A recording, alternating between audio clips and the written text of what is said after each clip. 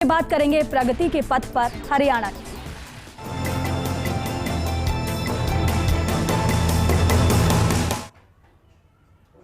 हरियाणा के मुख्यमंत्री मनोहर लाल खट्टर ने प्रदेशवासियों को लोहड़ी और मकर संक्रांति की बधाई दी है।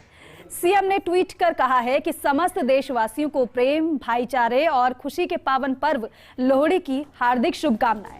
ये त्योहार आपके जीवन में सुख, समृद्धि एवं वैभव लेकर आए और लोहड़ी का प्रकाश आपके जीवन को प्रकाशमय कर दे। ईश्वर से यही प्रार्थना करता हूं।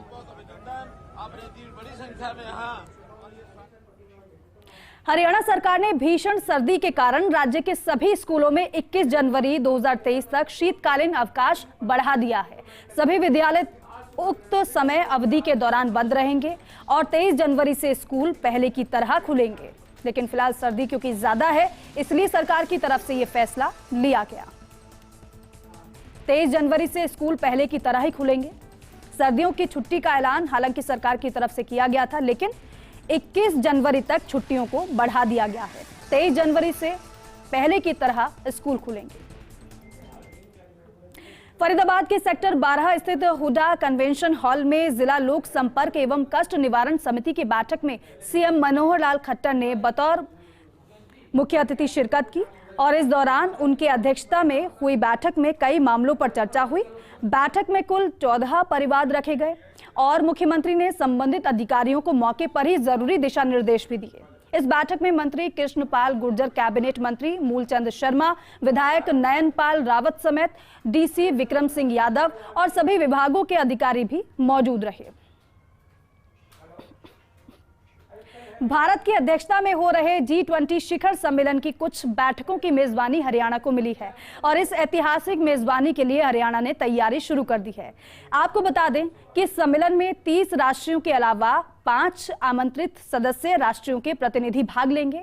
सीएम मनोहर लाल ने बताया कि हरियाणा में मेहमानों का मोटे अनाज से तैयार भोजन करवाया जाएगा और सीएम ने सभी विभागों को अपने अपने स्तर पर तैयारियां करने के लिए कहा है।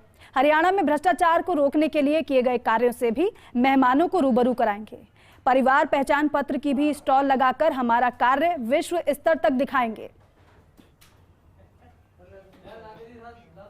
हरियाणा के मुख्यमंत्री मनोहर लाल खट्टर ने हरियाणा में प्रस्तावित G20 बैठक से पहले झज्जर में प्रतापगढ़ फार्म का निरीक्षण किया और सीएम ने प्रतापगढ़ फार्म का दौरा कर प्रस्तावित G20 मीटिंग्स की तैयारियों का जायजा लिया। मुख्यमंत्री मनोहर लाल खट्टर ने कहा कि G20 के सदस्यों को प्रतापगढ़ फार्म दिखाने की योजना है। G20 की संचालन समिति चयनित इलाकों का दौरा करेगी। उन्होंने ये भी कहा है कि ऐसे प्रकल्प ग्राम पर्यटन को बढ़ावा देने में कारगर साबित होंगे। साथ ही साथ हरियाणा की संस्कृति में खेल, खाना और पहनावे की झलक को देखने को मिलेगी। हालांकि ये भी उनकी तरफ से कहा गया कि बैठकों में आने वाले विदेशी मेहमान हरियाणा की संस्कृति से रूबरू हों, ऐसा हमारा प्रयास है। लेकिन पूरे अपने ग्रामीण क्षेत्र की झलक इन्होंने दी है और यहाँ जो मुझे पता लगा है कि इस सारे का आनंद लेने के लिए, चाहे वो खाने पीने की वस्तुएं हैं, अलग प्रकार के जो व्यंजन बनते हैं, फिर या बच्चों के लिए खेलने कूदने के लिए, फिर खेती को देखने वाले उन लोगों के लिए स्पोर्ट्स के नाते, फिर यहाँ जो पक्षियों का जो जू देखा है, फिर जो हमारे कल्चर में हमारी आर्ट एंड कल्चर का जो ट्रेडिशनल हमारा जो उद्योग होते थे पुराने समय के, महिलाएं जो हैं वो भी अपना उस प्रकार के उद्योग करा रही हैं, पुरुष भी अलग अलग प्रकार से दिखा रहे हैं। तो हरियाणा का एक, जिसको कहना चाहिए, एक सामूहिक रूप से एक ही स्थान के ऊपर एक बड़ा चित्र ये दिखाने वाला फार्म हाउस है। मैं बहुत ही इसकी प्रशंसा करता हूँ इस फार्म हाउस की। सीएम मनोहर लाल खट्टर ने प्रेस कॉन्फ्रेंस की। इस दौरान सीएम ने आयुष्मान भारत योजना के तहत हर परिवार का 5 लाख तक का स्वास्थ्य बीमा करने की जानकारी दी। अब प्रदेश की 1.25 करोड़ आबादी को इसका लाभ मिलेगा और साथ ही साथ कहा कि वर्तमान वर्ष को अंत्योदय आरोग्य वर्ष के तौर पर मनाया जाएगा। सीएम ने यह भी कहा कि ग्रुप सी की नौकरियों का नोटिफिकेशन भी जल्द निकाला जाएगा। अब स्वास्थ्य के बारे में जब विचार करते हैं तो प्रधानमंत्री जी ने भी एक योजना जो आयुष्मान भारत तय की थी, जिसके अंतर्गत हर परिवार का 5 लाख रुपए तक का स्वास्थ्य बीमा ये किया गया। बहुत से लाभ उसका लोग लाभ उठा रहे थे, लेकिन उस संख्या को बढ़ाया गया है चिरायु योजना के नाम से और ये संख्या 29 लाख परिवार अर्थात 1.25 करोड़ आबादी उसको ये लाभ पूरा मिलेगा। हर ऐसे नागरिक का पहले फेज में एक 80 तक, दूसरे फेज में उससे आगे भी बढ़ेंगे, उनका एक प्रकार से शारीरिक स्वास्थ्य परीक्षण ये करने की योजना भी बनी है, जिसमें लगभग अभी तक 1 लाख लोगों का और स्वास्थ्य परीक्षण हो चुका है। क्योंकि ये बड़ा काम है, इसके सेंटर्स हमको बढ़ाने पड़ेंगे, साल भर तक ये लगातार चलेगा, तो ये 180 तक की आबादी, इसको सबको हम स्वास्थ्य परीक्षण इसका करा सकेंगे, ताकि जरूरत पड़ने पर वो अपना स्वास्थ्य का एक प्रकार से जांच करा के उसमें कोई आवश्यकता है तो उसका इलाज भी व्यक्ति करा सके।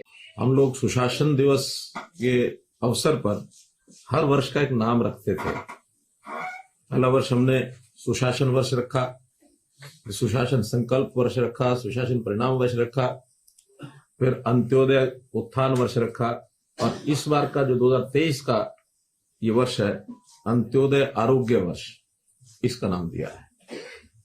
और हेतु यही है कि समाज का एक बहुत बड़ा वर्ग, संख्या में मैं कह सकता हूं कि लगभग 40% ऐसा वर्ग है जो अपने जीवन यापन को बड़ी कठिनाई से करता है, जिनको हम निम्न आय वर्ग कह सकते हैं, जिसको बीपीएल नाम से भी हम पुकारते हैं। हमने इस बीपीएल की जो परिभाषा है उसको थोड़ा बदला है। पहले ये बीपीएल, वैसे तो कई पैरामीटर्स हैं, लेकिन एक पैरामीटर्स में इनकम का होता है वार्षिक आय, वो 1,20,000 रुपया होती थी। पिछले 2 वर्ष से इसको बढ़ाकर हमने 1,80,000 रुपया किया है। तो 1,20 तक तो ये संख्या 15 लाख के आसपास ही रहती थी, कभी थोड़ा आंकड़ा आगे पीछे हो जाता था, लेकिन उस समय तक हमारे पास कोई बहुत बड़ा प्रमाणित ऐसा आय का डाटा ये होता नहीं था।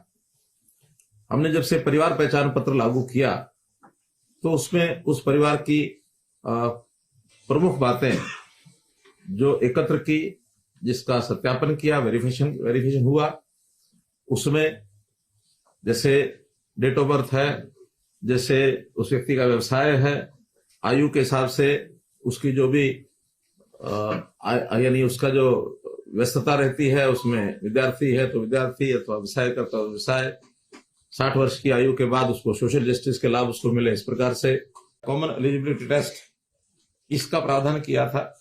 वो ग्रुप सी का एग्जाम हो चुका है, उसका रिजल्ट आज कल में ही आने वाला है, और मुझे लगता है 1 आध दिन में सारा करके और वेबसाइट पर डालेंगे, हर कोई अपना नंबर देख करके कि कौन एलिजिबल हो गया है, यानी 50% और 40% की जो कंडीशन है वो एक उसमें डालेंगे। हाँ, सोशियो इकोनॉमिक वो भी हमको उनको देना है कि जो 5% मार्क्स सोशियो इकोनॉमिक जो जिसका जो पात्र है वो उनको देंगे, ताकि उसमें जुड़ करके फिर मेरिट बनेगी, और उस मेरिट में इसके तुरंत बाद एडवर्टाइजमेंट ग्रुप सी की निकलेगी।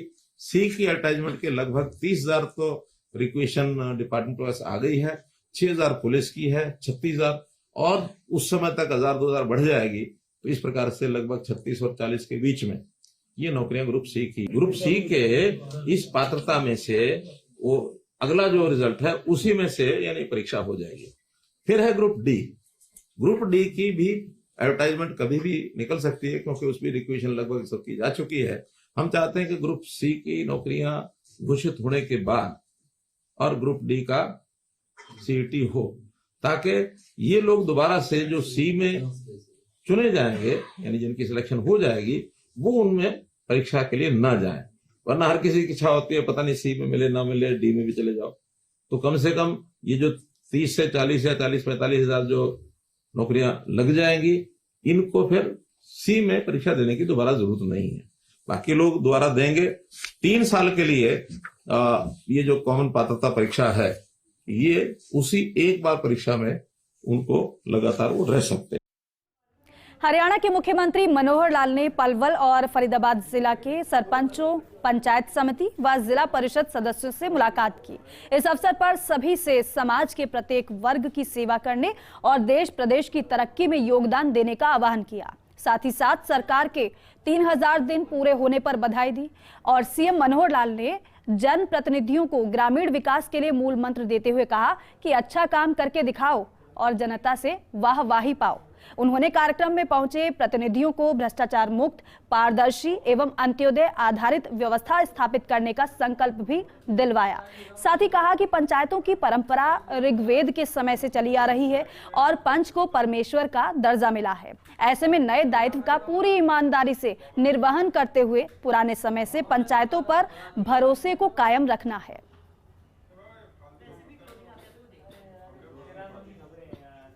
हरियाणा के रोहतक में PGIMS से विजिलेंस ने एक डॉक्टर को 1.5 लाख रुपए की रिश्वत लेने के आरोप में रंगे हाथों गिरफ्तार किया है।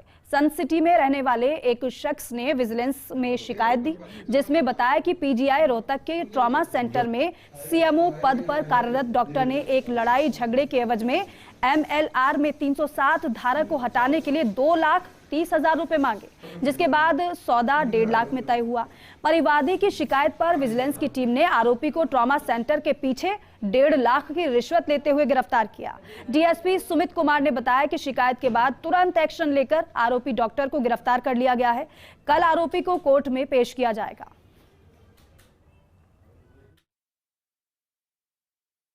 जो डॉक्टर है ये अपने इमरान खान है, जो PGI में ट्रॉमा सेंटर में बतौर जनरल ड्यूटी मेडिकल ऑफिसर हैं, ये वहाँ कार्य करते हैं। तो इन्होंने उस टाइम पे MLR काटी हुई थी इंजर्ड पार्टी की, तो उस इंजर्ड पार्टी की MLR में इन्होंने डेंजरस टू लाइफ देने के लिए और 307 IPC की धारा उस लड़ाई झगड़े के मामले में लगाने के लिए उस उपलक्ष्य में इन्होंने डिमांड की थी इनसे पहले 2,30,000 रुपए की, जो इनका सौदा होने के बाद 1.5 लाख रुपए में इनकी बात हो गई थी। हरियाणा के मुख्यमंत्री मनोहर लाल खट्टर हाल ही में एक दिवसीय दौरे पर राजस्थान के सिरोही पहुंचे, जहां सिरोही के हवाई पट्टी पहुंचने पर भाजपा पदाधिकारियों ने उनका स्वागत किया और इसके बाद आबू रोड स्थित ब्रह्म कुमारी शांतिवन में आध्यात्मिक शक्तिकरण कार्यक्रम में शिरकत की। इस दौरान उन्होंने कहा कि ब्रह्म कुमारी संस्थान देश के साथ साथ विदेशों में भी आध्यात्म का ज्ञान दे रही है, जिससे हर किसी में एक सकारात्मक ऊर्जा का संचार हो रहा है। वहीं उन्होंने ब्रह्म कुमारी संस्थान के दादी प्रकाश मणि पार्क के लिए 21 लाख रुपए देने की घोषणा की। हम कोई अच्छा काम करें तो हमेशा बुलाते हैं, लेकिन ऐसा ना हो कि समाज के अंदर इनकी कोई अच्छी बात लोगों के सामने आ जाए। नोटबंदी पर बहुत चल रहा है। नोटबंदी वास्तव में एक पैरेलल जो इकोनॉमी चल रही थी उसको बंद करने के लिए मोदी जी ने एक स्टेप उठाया था और उसके कारण से बहुत सी चीजें ठीक भी हुई हैं। लोग जो है अपने जो पैरेलल इकोनॉमी के जो धंधे कर रहे थे उसको बंद भी किया, लेकिन इसकी राहत भी मिली, टैक्स भी बढ़ा, GST के ऊपर कितनी वृद्धि हुई है वो सारे इस नोटबंदी के कारण से हुआ था और उसका लाभ निश्चित रूप से हुआ है। और यहाँ वक्त हो गया एक छोटे से ब्रेक का, जल्द लौटेंगे, आप बने रहिए हमारे साथ।